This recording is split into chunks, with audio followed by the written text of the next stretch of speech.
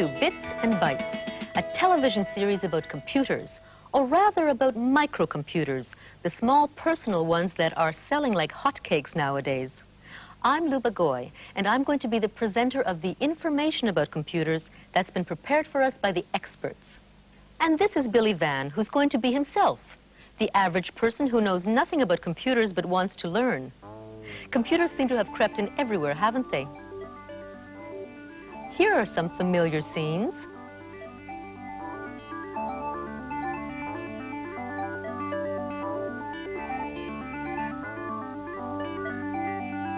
You can't get away from them. And how many of us really know how they work? Well, the best way to find out is just go up to the first little computer you see and switch it on.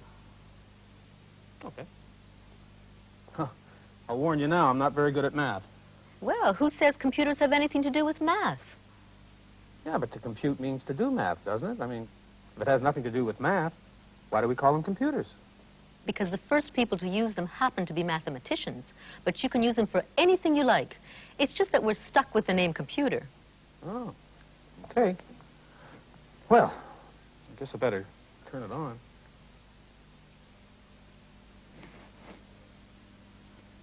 The switch is at the back. Oh, really? Yeah, you're right. But why is it hidden? So that you don't switch the computer off by mistake. Now, that's very smart. What's this? 31,743 bytes free. What on earth is that? We'll come back to that in a minute. What matters now is that the computer is ready. Okay. Oh. When does it start? Is something wrong with this? Hey, do something. Come on. I'm afraid computers don't do anything on their own. You have to tell them precisely what to do step by step. You have to program them. Oh, wait a minute. I don't know how to program. You don't have to do the programming yourself.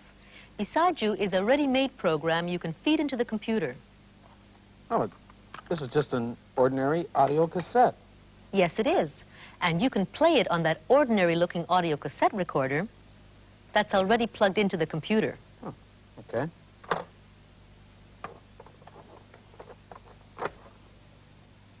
So, do I press play? Not yet. First, you have to tell the computer to copy the program that's on the cassette into its own storage area or memory. How do I do that? Just type load, L-O-A-D. Oh. You've now finished your message, so you need to say over to you to the computer by pressing the return key. On other computers, you'll see a key marked enter, and that also means over to you. Oh, here it is. Return means over to you. Oh, and it says press play on tape 1. Okay. May I? Go ahead. You'll have to wait now while the computer searches through the cassette for the first program.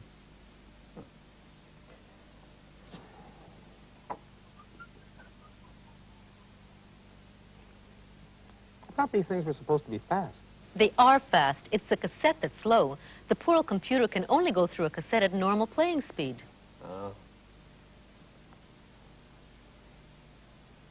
Finally. What it's doing now is loading or copying the word game program into its memory. Now the program is loaded, but nothing's going to happen until you tell the computer to start obeying the instructions in that program. To do that, you tell the computer to run the program.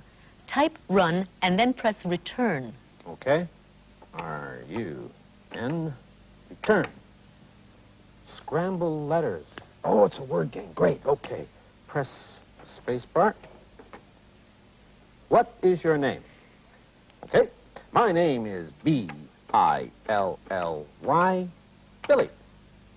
Good luck, Billy. They're really friendly, aren't they? Okay. That's my first word. It is C-O-L-H-O-S.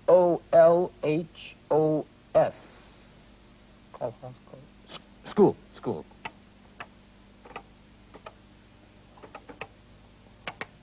Hey, I'm right. Okay. Second word is Gilco. G-I-L. Logic. It's logic. L-O-G-I. Wait a minute. I'm going to spell this wrong. I want to see what the computer does. No, Billy, I'm afraid that's not it. Well, I quite agree with you. It should be L-O-G-I. Where's the C? I got to take up typing, too. There. Right. The third word. You know, this is something else. I can't believe that all this information, words and letters, can be contained in an ordinary audio cassette. Let me show you something. Take the cassette out of the recorder and listen to it on the regular cassette machine that's beside it.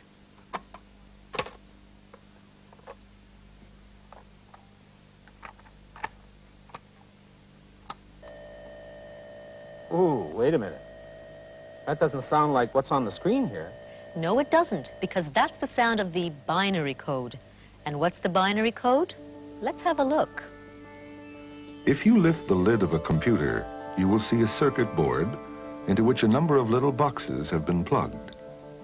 Each box contains a chip, which consists of thousands of microscopic electric circuits, each of which can be either on or off. This is the only language that the computer understands. Is one of my circuits on or off? A sequence of several ons and offs in various combinations can represent any number or letter or graphic symbol, and we can symbolize these ons and offs by using a 1 to stand for on and a 0 to stand for off. Most computers can represent any of the symbols on their keyboards by various combinations for a total of exactly 8 ones and zeros. Since this language or code is based on 2 digits, 1 or 0, just as a bicycle is based on 2 wheels, or a biplane is based on 2 pairs of wings, it is called the binary code, from the Latin word binarius, meaning 2 together, and each of the ones and zeros is called a binary digit, or bit for short. So it takes 8 bits to represent any keyboard character.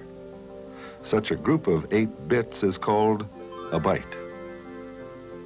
1 byte is the equivalent of 1 character. This computer can store or remember roughly 32,000 bytes. That means you can feed a program into it that uses up to 32,000 characters, letters, numbers, or graphic symbols. Just as a kilometer is 1,000 meters and a kilogram is 1,000 grams, so is a kilobyte roughly 1,000 bytes. This computer, therefore, has a 32 kilobyte memory, or a 32K memory for short. But the memory of most small personal computers can be extended to at least double that, 64K.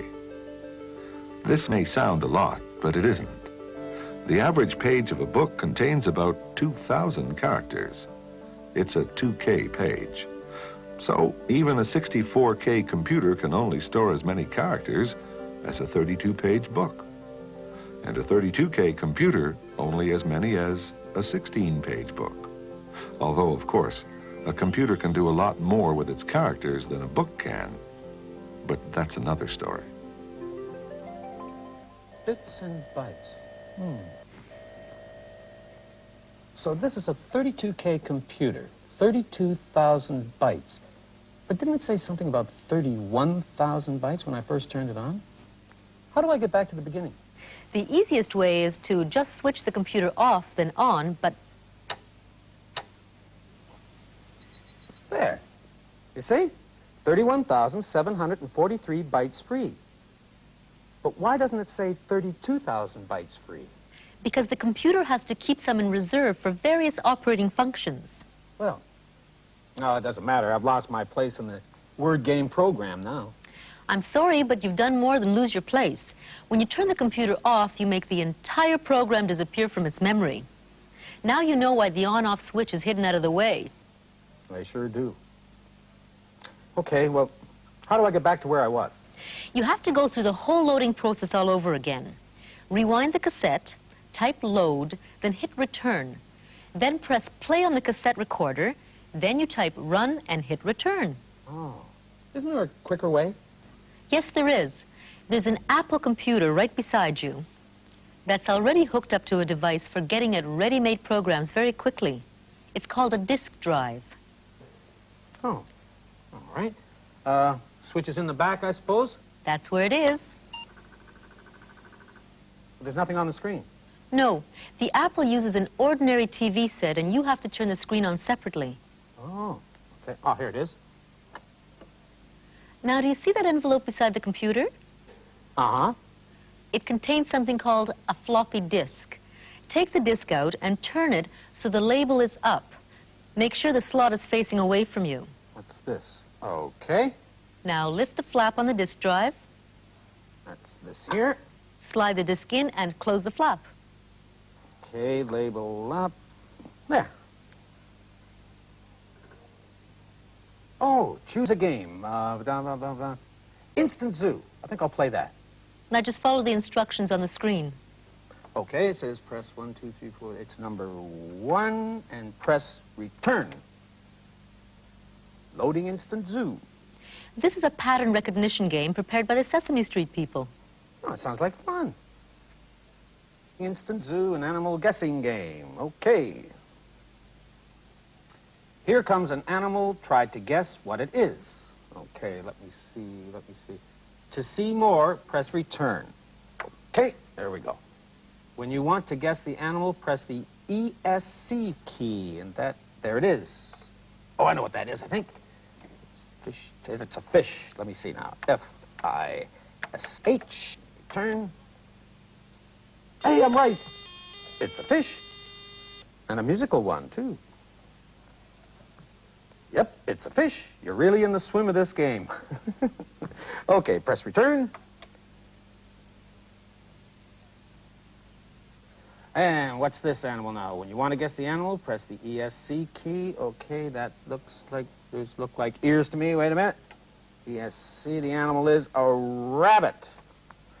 Okay, R-A-B-B-I-T.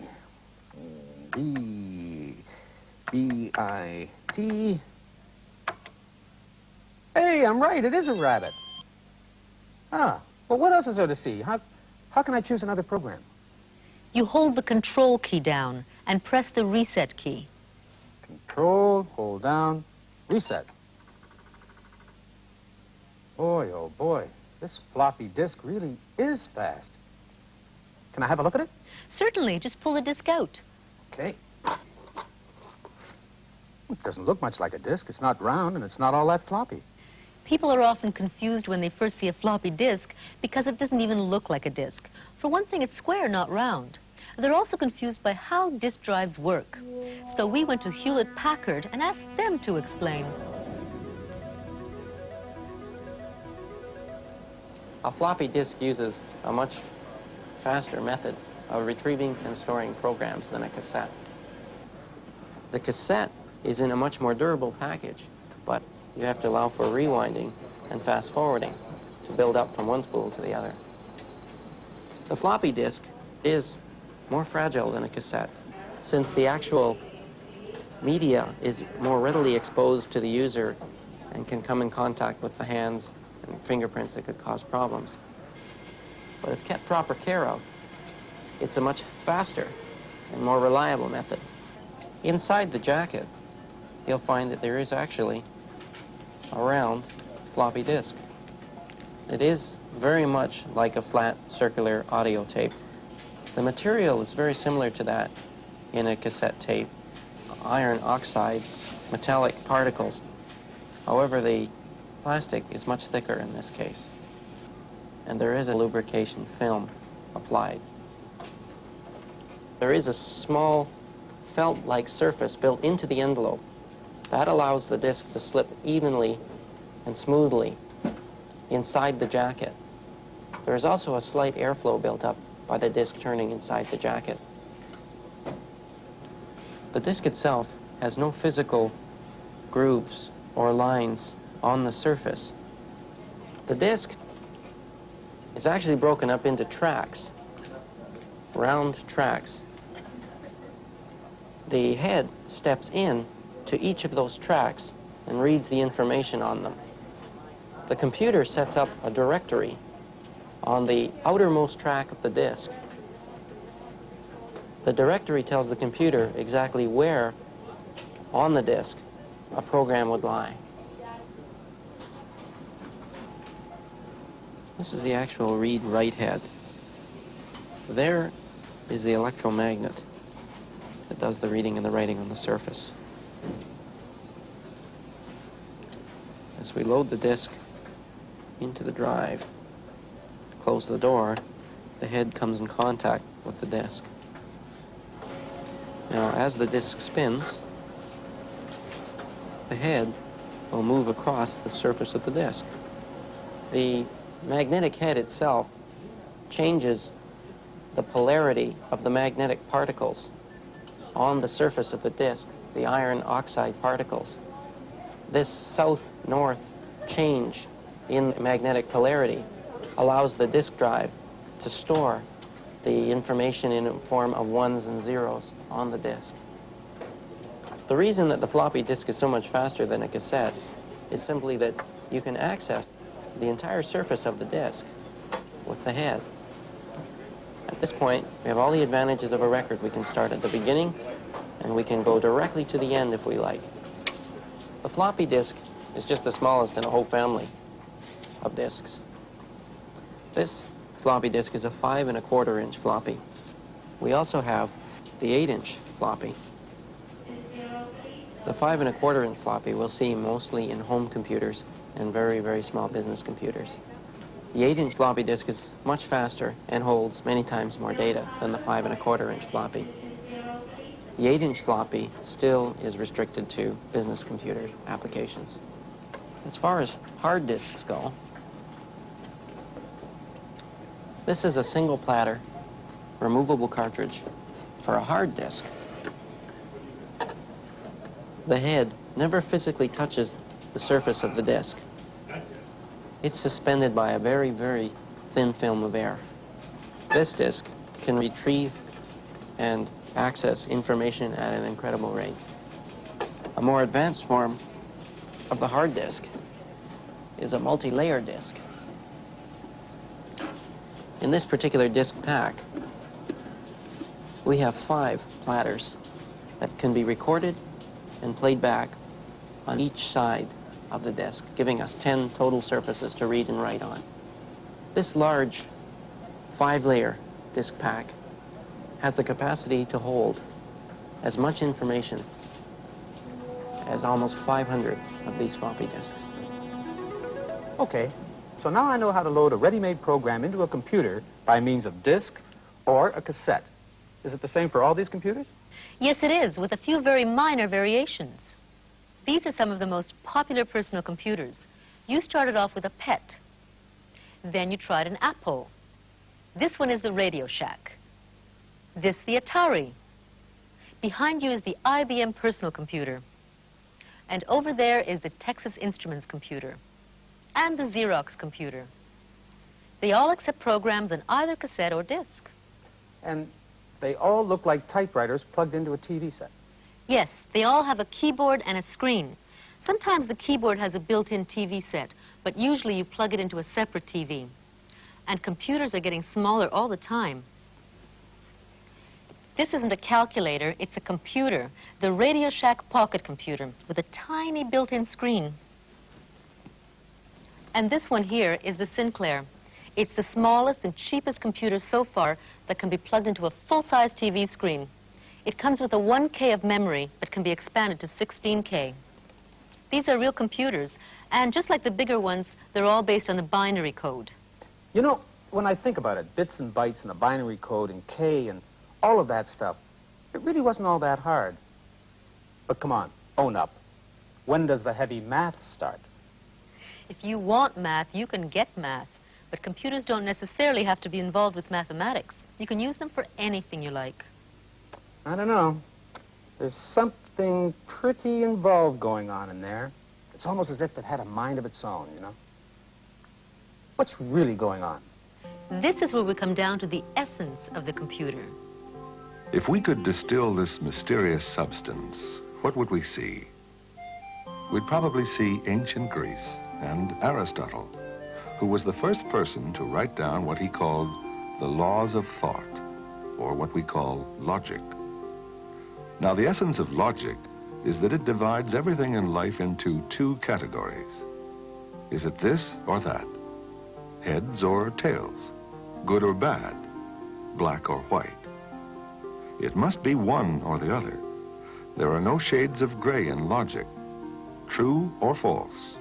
Yes or no? On or off? Which is where the computer comes in, because its circuits must also be either on or off. The other important thing about logic is the logical argument itself, which goes something like this. All tall men are thin. Jim is a tall man, therefore Jim is thin. If the first two statements are true, we can be absolutely certain that the third statement is true.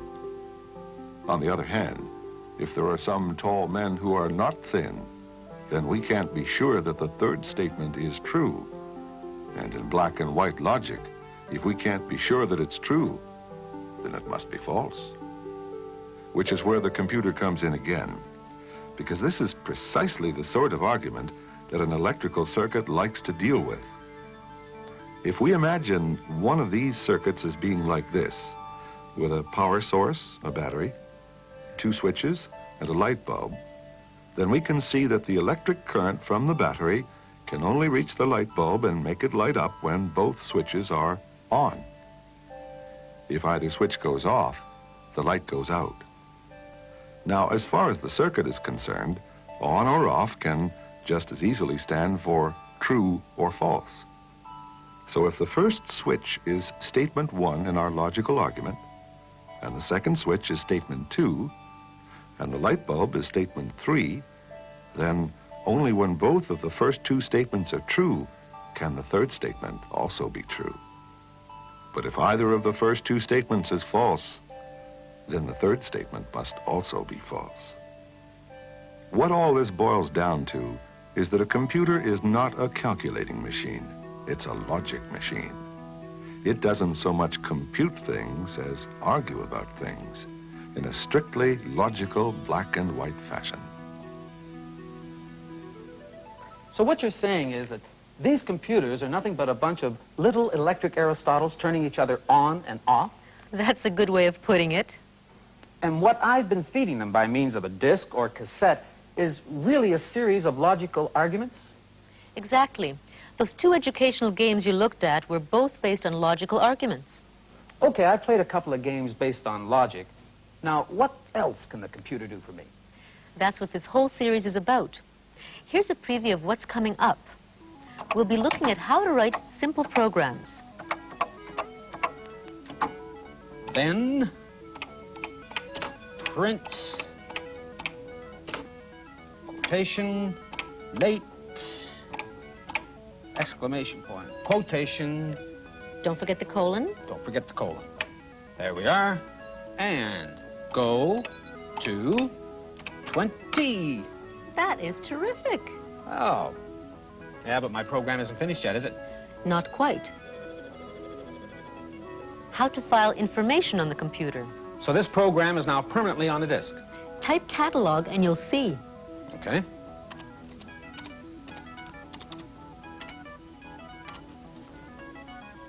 Ah, hey, that's terrific. You know, I could save all sorts of things on a disk. How to get computers to communicate with each other. Now your computer will be able to hear messages and speak into the telephone itself. And this is all coming from Willowdale, Ontario? How computer languages work. In the early days of computing, there was a language barrier between computers and humans because you had to use machine language if you wanted to talk to the computer, either in binary code or its exact English equivalent. This was very slow and laborious. We'll also investigate computer graphics.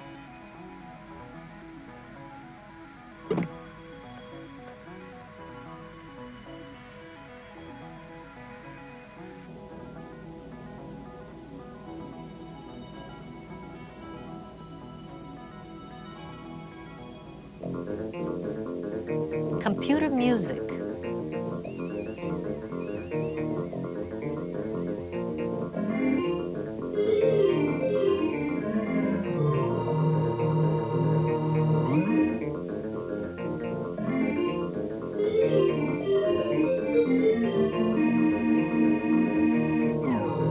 Word processing. If I'm doing one thing such as text editing and I realize, oh, I really can't finish this document because I forgot some information, I simply want to move to a different window on the screen, search for what I want, copy it, and paste it into the original document that I was working in.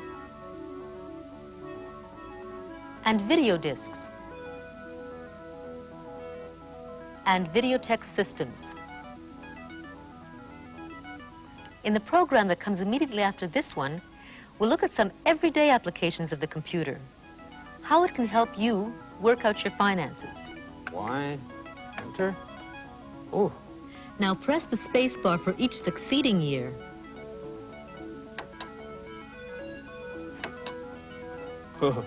I definitely have to ask for that raise. And even help you learn French. Où est Anne? Où est Anne? This is fun. Où est Louis? Où est Louis? Can the computer understand me? We'll also have segments on the speed of the computer. If the computer could see us, to its eyes, we would appear to be moving about as fast as a lump of rock. And two different types of memory, ROM and RAM. The computer can read this left half of its memory, but it can't write on it. It can't change it. It is therefore called read-only memory, or ROM. But the computer can, in a sense, write on the other half of its memory. This half is called random access memory, or RAM. Until then, I'm Luba Goy for Bits and Bytes. And I'm Billy Van. Bye for now.